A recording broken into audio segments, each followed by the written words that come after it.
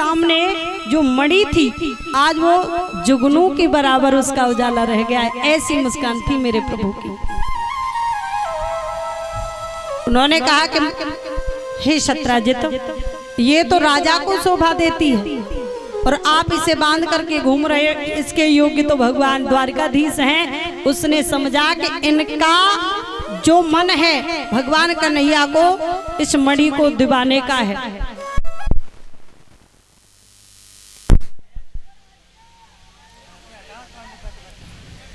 यहाँ केवल जो साउंड वाले जो भैया है केवल बोल रहे हैं, बाकी सबसे मेरी प्रार्थना है सब बैठ जाएं, ठीक है?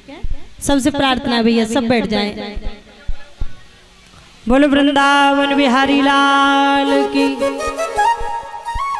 आज श्री सुखदेव जी समझा रहे हैं, हे राजा परीक्षित, तो उन्होंने ये नजर करके देखा तो उसी समय पर वो उस मणि को लेकर के गए और जाकर के अपने भैया को दे दिया। प्रसन्न ने उस मणि को अपने गले में बांधा और बांध करके ये जंगल में गया शिकार खेलने के लिए। इसको एक शेर ने मार डाला। कई दिन बीत गए, ये नहीं आया। शत्राजित ने मन में विचार कर लिया कि मेरे भैया को यदुवंशियों ने मार दिया। और ये बात भी सत्य है भक्तों कि अगर कोई पैसे वाला हो और वो अगर मड़ियों की माला पहन करके निकल करके जा रहा हो और वो भी नकली मड़ियों की, तो लोग उसे असली समझेंगे। कोई ये नहीं कह सकता है कि ये नकली होंगे, क्योंकि उस समय वो पैसे वाला है ना, यानी चमत्कार को नमस्कार करते हैं लोग। लेकिन अगर एक गरीब अगर असली मड़ियों की माला पहन करके जाए तो भी लोग उसे नकली समझेंगे, क्योंकि उस समय उस पर गरीबी है। क्योंकि कहते हैं कि बनी बनी के नाम पर लाखों निशार होते हैं और बनी जब बिगड़ जाती है तो दुश्मन हजार। तो याद रखना भक्तों, आज शत्राजित ने मन में विचार कर लिया कि मेरे भैया को मार दिया, यानी ये भगवान को कलंक लग गया। अब तो ना कुछ खाते हैं ना पीते। एक दिन उनकी घरवाली बोली कि स्वामी क्या बात है? तो इसी समय पर उन्होंने कहा कि बात ऐसी है, मैं तुम्हें बता नहीं सकता हूं, क्योंकि नारी के मन में बात की तो क्या पानी तक नहीं समाता कि नहीं मुझे बताओ। हट पड़ गई। तो उन्होंने कहा कि तुझे सौगंध है, अगर तूने किसी से ये बात कही कि मैं अपने लला की सौगंध खा रही हूं, मैं किसी से नहीं कहूंगी। उन्होंने कहा कि मुझे लगता है कि हमारे भाई को कृष्ण ने मरवा दिया। अब तो पूरी रात है गई भक्तोलबा को नींद न आए, क्योंकि जो नारी के अंदर कोई बात ज्यादा समय तक रुकती नहीं है। और गलती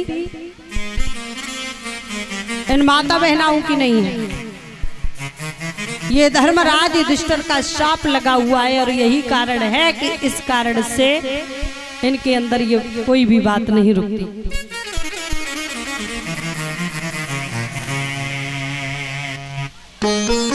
और इधर में ये हमारे महाराज जी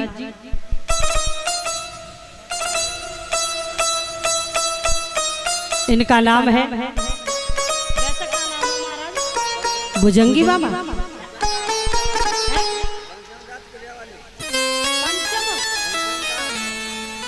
ले जी हमें आज मालूम पड़ी है, 4 बार कथा। जब तीसरी बार आए तब भुजंगी बाबा की नाम मालूम पड़ी कि भुजंगी बाबा है। और अब की घनश्याम महाराज जी का नाम है, घनश्याम किर्रिया वाले। बोलो गोविंद भगवान की।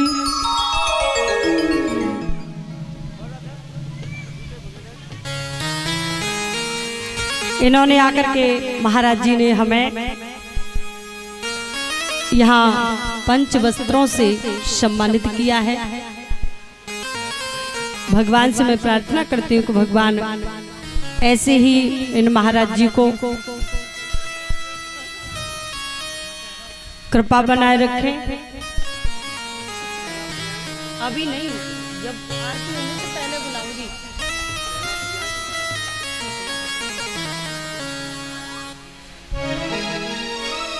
बोलो गोविंद भगवान की। और इधर में ये हमारे महाराज जी ने मुझे सम्मानित किया है। भगवान से प्रार्थना करती हूँ भगवान इनके हाथ ऐसे ही बढ़ाते रहें और ये ऐसे ही भगवान की आनंदमयी कथाओं को करवाते रहें और आप जैसे सभी भक्तों को सुनवाते रहें और हम जैसे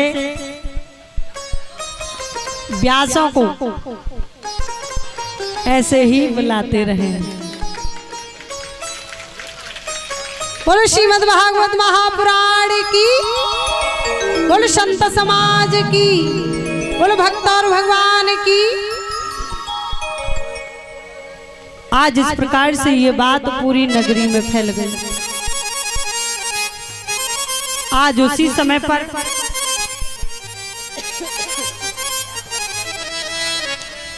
ये बात भगवान कन्हैया के पास में पहुंची। भगवान कन्हैया ने सोचा कि ये मुझे कलंक लग गया, तो उसी समय आज ये चले हैं। चलते चलते जंगल में पहुंचे तो देखा है कि एक शेर के निशान है, उनके पीछे चले गए और एक गुफा में पहुंचे हैं। उस गुफा में जाकर के देखा है तो एक पलना है और उसमें एक कन्या है जो मणि बंधी हुई है। एकदम भगवान को देख करके वो कन्या चीखी। भगवान कन्हैया के पास में आज उसी समय पर जामवंत जी आए हैं।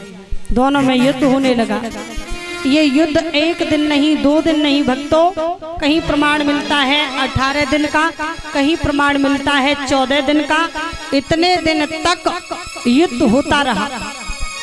ना तो भगवान हार मानते हैं और ना ही जामवंत जी। अचानक जब अंतिम दिवस आया, लास्ट वाला दिन, तो युद्ध हो रहा था। एकदम उनकी नासिका में मुक्का मारा तो नासिका से आज लहू बहने लगा। जैसे ही लहू बहने लगा तो उसी समय उन्होंने कहा कि तुम कौन हो, मुझे बताओ। कि भूल गए? अरे मैं वही हूं जो त्रेता युग में आपको वचन दिया था। उसी समय जामवंत जी ने हाथ जोड़ करके नमन किया, वंदन किया। यहाँ इस प्रकार से उन्होंने उनके वरदान को पूरा किया है। उन्होंने कहा प्रभु मुझे क्षमा कर दीजिए, मैं पहचान नहीं पाया। और इधर में जो हमारी राधा दीदी आई हैं, उनके हेडपंप